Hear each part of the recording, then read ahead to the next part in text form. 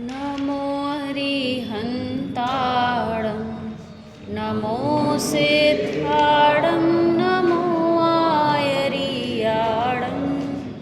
नमो वज्झायाणं नमो लोहे सवसाहुणम् अरिहंत सिद्ध सूर्य उपाध्याय साधु सर्व अर्थ के प्रकाशी मांगलिक उपकारी तिनको स्वरूप जान राग तिन भई जो भक्ति काय को न माए स्तुति को चारी धन धन तो मही से काज सब आज भय कर जोर बारंबार वंदना मंगल कल्याण सुख सो हम चाहत हैं हो मेरी ऐसी दशा जैसी तुम धारी हो मेरी ऐसी दशा जैसी। वितरागी देव शादी कर लो जनवर की पूजन में पेज नंबर 5 दर्शन स्तुति। ये दौलत राम जी ने लिखी है, सबने पढ़ी होगी पहले, सकल गेय गायक वाली। Page number 5। सकल गेय गायक तदपि निजानंद रस लीन सो जिनेन्द्र जयवंत नित हरिरज जय बीत राघवे ज्ञान पूर जय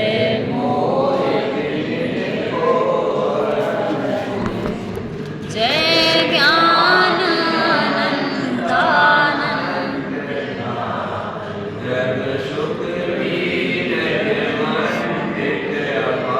बस बस बस बस दोहा का अर्थ देखते हैं। सकल गेय गायक तदपि निजानंद रस। हे प्रभु, आप सकल गेय के गायक, गायक मतलब जानने वाले होने पर भी, तदपि मतलब फिर भी, निजानंद रसलीन, निज आनंद, निज माने अपने आनंद में ही के ही रस में कैसे होते हो, लीन रहते हो। हमको क्या लगता है कि परद्रव्य को जानने से दुख ज़्यादा होगा, हमें लगता है ना कि जितना जानोगे उतना दुख होगा। जैसे कभी कोई बताए कि जैसे इनको कैंसर आदि बीमारी हुई है ऐसी आपको भी हो सकती है, और ज़्यादा ही डिटेल में चला जाए कि आपकी ये हालत हो जाएगी, आपकी ये हालत हो जाएगी, तो हमें कैसा लगता है, अरे मत बोलो, ये सब मेरे ज्ञान का विषय नहीं बन जाए। इसका अर्थ क्या है कि हम जानने से क्या करते हैं, घबराते हैं, और जो चीज़ ना जानने की हो यदि ज्ञान का विषय बन जाए तो हमको क्या होती है, आकुलता होती है। तो यहाँ पे क्या लिख रहे हैं कि हे प्रभु, आप सकल गेय, सकल मतलब समस्त पदार्थों को, सभी द्रव्यों के अनंत गुण, उनकी अनंत पर्यायों को एक साथ प्रत्यक्ष जानते हुए भी, इतना कुछ जानते हुए भी कैसे सुखी हैं। अपन को ये चीज़ सकल गेय देख बोलते हैं तो उसका भाव वासन उतना ख्याल में नहीं आता। इसका भाव वासन देखते हैं ज़रा थोड़ा सा। जैसे मैं हूँ, ठीक है, अभी मेरी वर्तमान पर्याय अपने ज्ञान में झलक रही है, ठीक है। अब इसको ऐसा देखो जैसे अगर मेरी 70 साल की आयु है तो 70 पिक्चर बनाओ, बचपन से लेके अभी और फ्यूचर की, ठीक है। इमेजिनेशन करना उस चीज़ की, 70 पिक्चर आ गई, ठीक है। अब ये तो कितने की हुई, एक साल की। अब उसको मल्टीप्लाई बाय 365 कर दो। एक पिक्चर को 1 साल की थी वो, क्योंकि अब उसको 365 से कर दो, अब वो कितने की हो गई, एक दिन की हो गई। अब उस एक दिन की मल्टीप्लाई बाय 24 कर दो, कितने की हो गई, एक दिन के 24 घंटे की। कितनी पिक्चर हो गई, अब 24 घंटे की कितने की कर दो, मल्टीप्लाई बाय 60, एक मिनट की हो गई। कितनी पिक्चर हो गई, इमेजिनेशन करना। अब वो मिनट की हुई है तो उसमें ही मल्टीप्लाई बाय सेकंड 60 से कर दो, कितनी पिक्चर हो गई, ये तो सेकंड तो अपन को बहुत अपने लिए छोटा लगता है, लेकिन उस सेकंड में भी कितनी होंगी, जो अभी तक जितनी पर्याय अभी यहाँ तक आई है उसमें एक एक प्रतिक्षण कितनी कितनी चेंजेस हुए होंगे। अपन ज्ञान का विषय, उसको इमेजिनेशन करो कि पिक्चर अपने ज्ञान का विषय वो बन रहा है क्या? नहीं। ऐसे ये तो सिर्फ मेरी हुई, ऐसे सभी जीवों की, सभी पुद्गलों की, और केवल वर्तमान नहीं, भूत की भी और भविष्य की भी। और ये तो सिर्फ किसकी हुई? पर्याय की हुई। अब जैसे जो सिद्ध भगवान है, जैसे ये सिद्ध भगवान इधर है, ठीक है, अब इनके बाजू में जो सिद्ध भगवान है उनके ज्ञान में भी ये सारी चीजें झलक रही हैं, तो वो उनके ज्ञान में जो झलक रहा है उसको भी जान रहा है कि नहीं जान रहा है? सभी को जान रहे हैं ना। और खुद की भी कितनी पर्याय हो चुकी हैं और कितनी होंगी उसको भी जान रहा है कि नहीं जान रहा है? तो ज्ञान की शक्ति इतनी है, हमको जानने से नहीं बचना। जानने में बुराई नहीं है, जानना हमारा स्वभाव है। कोई भी चीज हमारे ज्ञान का विषय नहीं बन जाए, इससे हम क्यों डरते हैं? अब जैसे कोई बच्चा है, यंग बच्चा है, उसको क्या कहते हैं? ऐसी फिल्में मत देखो, ये मत देखो, इससे क्या होगा? तुम्हारा चरित्र खराब होगा या फिर तुम्हारे परिणाम खराब होंगे, ठीक है। इसका मतलब मैं ये नहीं कह रही कि देखना चाहिए, ये नहीं बोल रही मैं एक एग्जाम्पल दे रही हूँ। तो केवली के ज्ञान में तो ये सारी चीज़ें झलक रही हैं, तो अज्ञानियों को ऐसा क्यों कहते कि तुम वहाँ मत जाओ, तुम्हारे परिणाम खराब होंगे? तो जानने में बुराई है क्या? अरे जानने में बुराई नहीं है, कमजोरी हमारे मोह राग देश परिणामों की कमजोरी है। जानना तो आत्मा का स्वभाव है, जितना अपन जानने से डरते हैं ना, इससे कई गुना ज्यादा केवली के ज्ञान में झलक रहा है। तदपि निजानंद रसलीन, फिर भी वो अपने आनंद में कैसे सुखी कैसे हैं?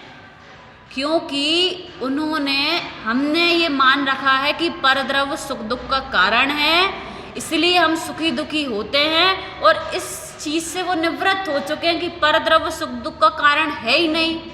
तो इसलिए इतना कुछ जानने पर भी वो किस में लीन रहते हैं? अपने आनंद में ही लीन रहते हैं। तो सकल गेय कैसे झलकते हैं? थोड़ा थोड़ा इमेजिनेशन हुआ होगा अपने ज्ञान में कि कैसे सकल गेय उनके ज्ञान में झलकते हैं।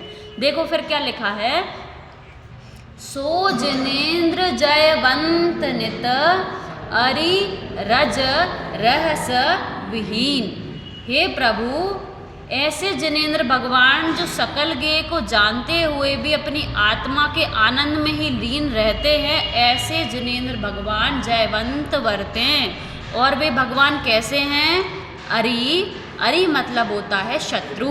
यहाँ पे 4 घातीय कर्मों की बात आई है, 3 शब्दों में 4 घातीय कर्मों को लगाना है। अब अरि मतलब शत्रु होता है, तो 4 घातीय कर्मों में सबसे बड़ा शत्रु कौन सा है? मोहनीय कर्म। मोहनीय कर्म कैसा है? शत्रु जैसा है। शत्रु जैसा मतलब कैसे? कि मोह होते हुए जीव को अपने स्वभाव का भान नहीं रहता। जैसे कोई मदिरा पान कर ले तो उसको अपनी माँ, पत्नी, बहन सब कैसी दिखती हैं? एक समान दिखती हैं। उसको मोह के मदिरा के उसमें उसको ख्याल नहीं रहता। उसी प्रकार मोह रूपी मदिरा से जीव को अपने स्वभाव का ख्याल नहीं रहता, इसलिए अरि मतलब मोहनीय कर्म यहाँ पर शत्रु। रज मतलब होता है धूल। रज मतलब क्या होता है? धूल। तो रज मतलब लेना है ज्ञानावरण और दर्शनावरण। रज मतलब लेप भी होता है। जिस प्रकार लेप किसी चीज को ढक देता है, उसी प्रकार ज्ञानावरण और दर्शनावरण ये क्या करते हैं? ज्ञान और दर्शन पर क्या डालते हैं? आवरण डालते हैं। मोहनी का काम आवरण डालना नहीं है, ज्ञानावरण और दर्शनावरण का काम आवरण डालना है। इसलिए रज धूल में किसको लिया? लेप में किसको लिया? ज्ञानावरण और दर्शनावरण को। अरि में किसको लिया था? अरि मतलब क्या बताया? शत्रु। अरि मतलब शत्रु, इसमें लिया मोहनीय कर्म को। रज अर्थात धूल लेप, इसमें किसको लिया? ज्ञानावरण और दर्शनावरण को। और रहस्य मतलब, यहाँ पर रहस्य मतलब लेना है अंतराय कर्म। रहस्य मतलब क्या लेना है? अंतराय कर्म। रहस्य का अर्थ होता है शक्ति, वीर्य। तो वीर शक्ति कौन किसके किसके अभाव में प्रकट होती है? अंतराय के अभाव में प्रकट होती है। ठीक है, अब देखते हैं आगे क्या लिखा है। जय वीत राग विज्ञान पूर, जय मोह तिमिर को हरन सूर। हरन सूर, हरन मतलब हरने वाला, सूर मतलब सूर्य। जिस प्रकार सूर्य के होते ही अंधकार कैसा चला जाता है? क्षण मात्र में चला जाता है, नष्ट हो जाता है, उसकी सत्ता ऐसी लगती है जैसे कि थी ही नहीं। उसी प्रकार हे प्रभु आपने मोह को ऐसा ही नाश कर दिया जैसे आप में मोह था ही नहीं। सूर्य जैसे अंधकार को नष्ट करता है, आपने भी किसको नष्ट कर दिया? मोह राग देश आदि विकारी भावों को नष्ट कर दिया।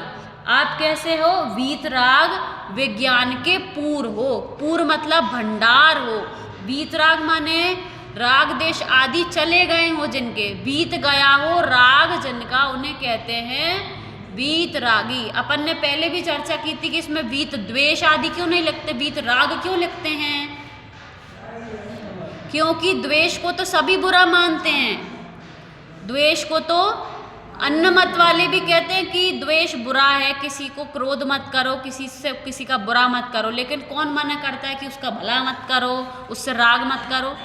अरे राग भी कैसा है? बुरा है। राग करना है तो किससे करो? अपने से करो। पर से राग करने से कुछ हाथ लगने वाला नहीं है। हाँ, और जितना राग होगा उतना ही क्या होगा? जैसे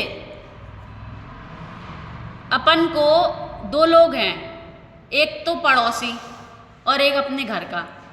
पड़ोसी चला जाए कहीं पे बिना बताए, अपन को पता नहीं, चला गया, ठीक है, अरे आज चले गए थे क्या आप?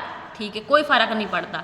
और अपने घर का बेटा चला जाए और आके बताए पापा मैं वहाँ गया था, तो कितना गुस्सा आता है, क्योंकि राग है ना अपन को उससे कि अच्छा तू मेरे को बिना बताए चला गया, मैं तुम्हारा पिता हूँ।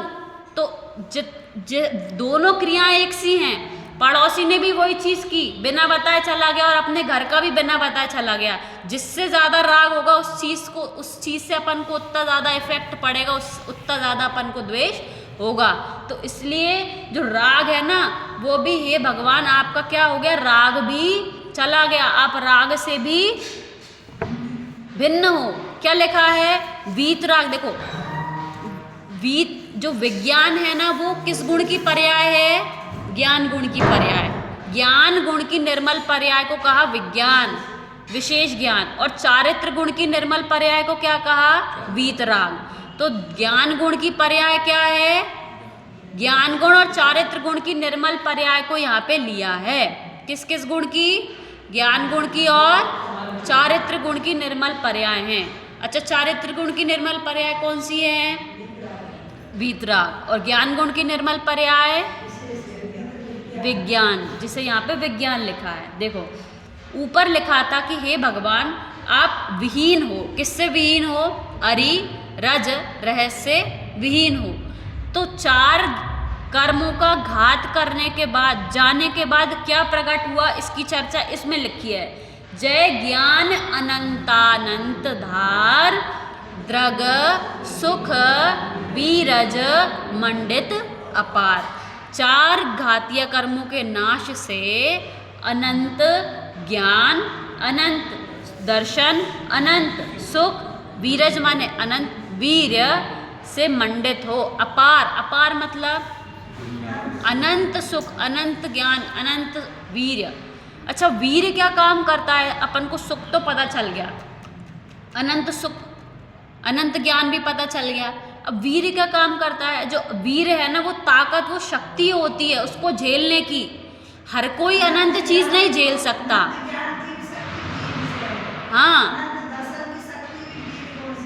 हाँ, तो वीर्य क्या देता है? पावर देता है उसको झेलने की। जैसे किसी को अनंत, अपन को अनंत सुख हो जाए तो अपन वो अनंत सुख भी नहीं झेल पाएंगे। जैसे किसी की लॉटरी लग जाए 1 करोड़ की, जैसे मान लो कि कोई आके किसी को 1 करोड़ रुपए दे दे। अब कोई तो सुख में ही पागल हो जाता है, ज़्यादा सुख में भी जीव क्या हो जाता है? पागल हो जाता है।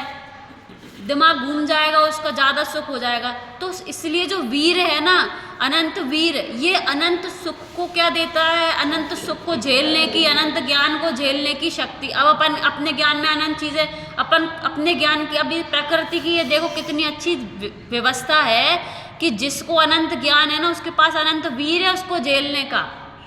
और उसका मोनी भी चला गया कि वो इतने ज्ञान को दिमाग में होने के बाद भी इफेक्ट नहीं पड़ रहा उस ज्ञान से।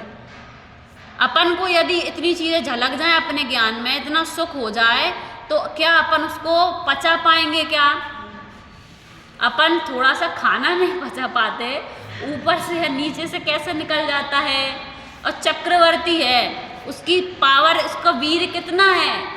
अपन ने देखा है कि 100 गायों का दूध एक गाय को पिलाएं, और फिर वो एक गाय का इतना गरिष्ठ दूध उसको भी और उठा के, और वो सब करके वो इतना अपने, उसकी मतलब कितनी ज़्यादा शक्ति है उसकी पचाने की।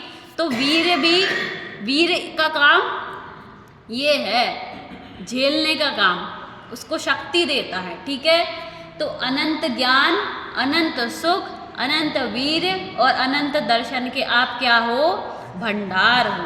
आगे की 2 लाइन पढ़ते हैं। जय परम शांत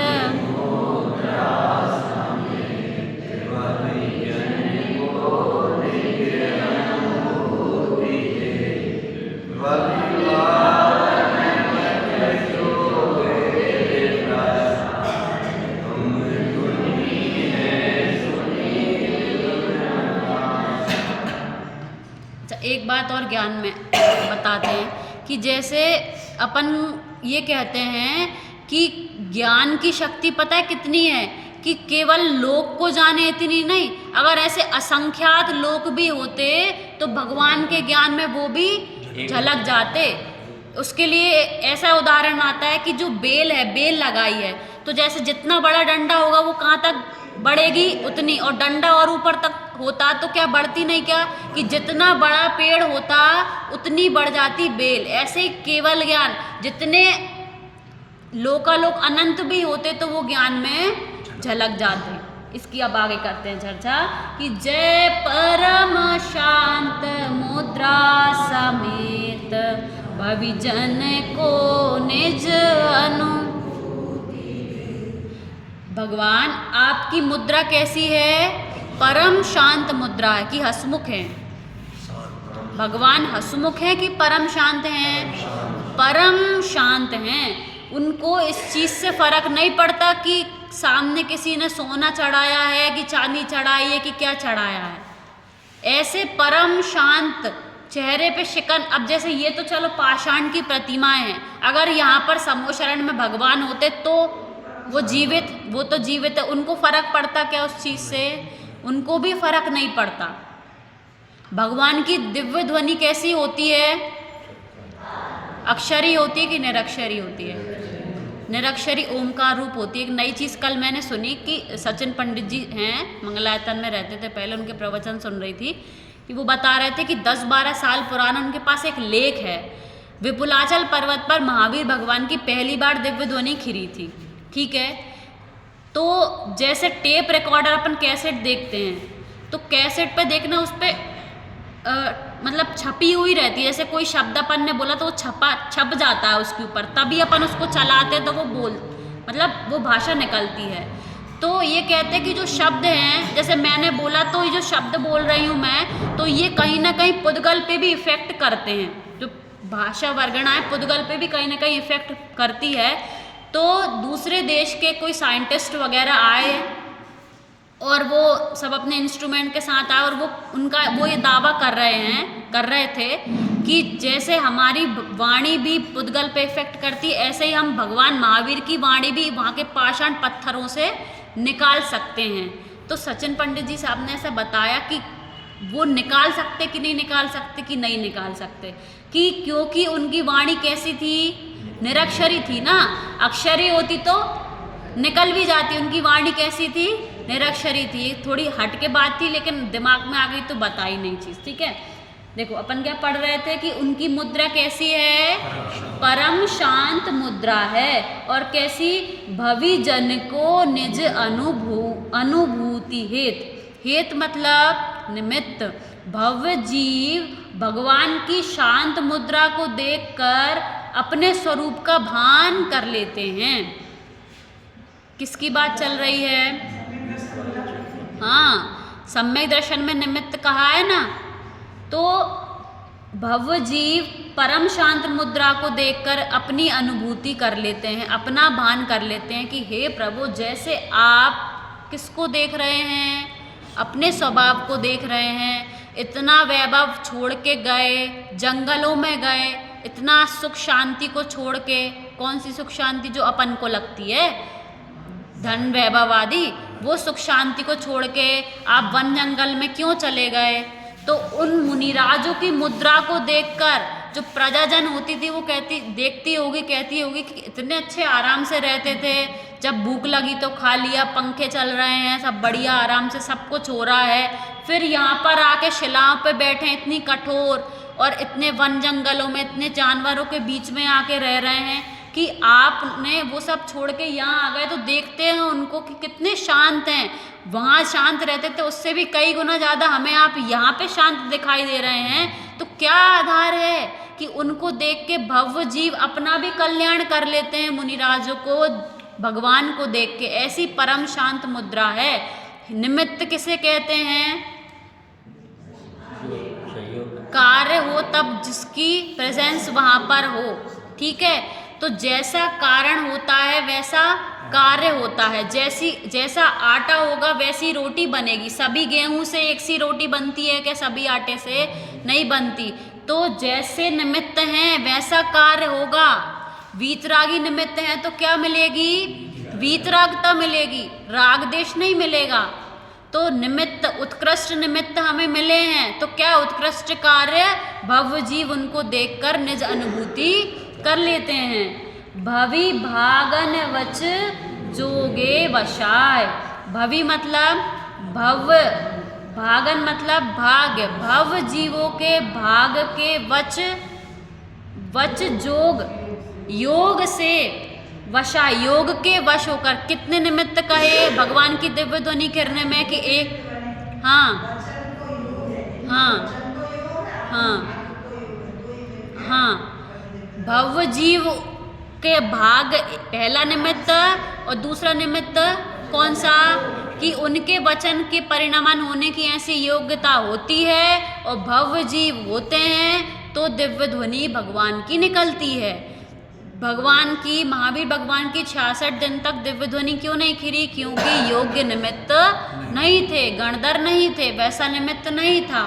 तो दो कारण कहे, भगवान की वाणी खिड़ती है तो कौन कौन से दो निमित्त? भवि भागन वच जोगे वशाय, वशन योग से और भव्य जीवों के भाग्य से भगवान की दिव्य ध्वनि खिड़ती है। इसका और अर्थ करते हैं कि तुम धुनि व सुनी विभ्रम नशाय। हे प्रभु, अभी तक ये नहीं पता था कि मैं कौन हूँ। परद्रव्य से सुख आता है, ये मेरा बुरा कर देगा, ये अच्छा कर देगा, अभी तक यही भ्रांति चलती थी। लेकिन जब से आपकी दिव्य ध्वनि सुनी है, जब से जनवाणी सुनी है, तब से तुम धुनि व सुनी वे भ्रम नशाए। भव्य जीवों के भ्रम तुरंत नष्ट हो जाते हैं कि पर से सुख आ रहा है कि नहीं आ रहा, मेरा स्वभाव क्या है, ये सारे विभ्रम कैसे हो जाते हैं? नष्ट हो जाते हैं। किससे? भगवान की दिव्य ध्वनि सुनकर।